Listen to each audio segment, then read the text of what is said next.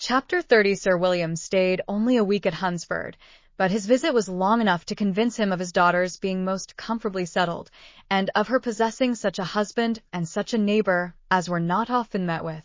While Sir William was with them, Mr. Collins devoted his mornings to driving him out in his gig and showing him the country, but when he went away, the whole family returned to their usual employments, and Elizabeth was thankful to find that they did not see more of her cousin by the alteration, for the chief of the time between breakfast and dinner was now passed by him either at work in the garden, or in reading and writing, and looking out of window in his own book-room, which fronted the road.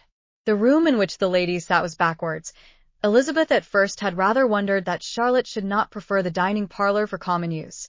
It was a better-sized room, and had a pleasanter aspect, but she soon saw that her friend had an excellent reason for what she did, for Mr. Collins would undoubtedly have been much less in his own apartment had they sat in one equally lively, and she gave Charlotte credit for the arrangement. From the drawing-room they could distinguish nothing in the lane, and were indebted to Mr. Collins for the knowledge of what carriages went along, and how often especially Miss de Bourgh drove by in her phaeton, which he never failed coming to inform them of, though it happened almost every day.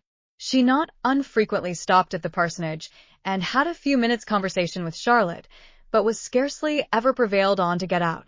Very few days passed in which Mr. Collins did not walk to Rosings, and not many in which his wife did not think it necessary to go likewise, until Elizabeth recollected that there might be other family living to be disposed of. She could not understand the sacrifice of so many hours.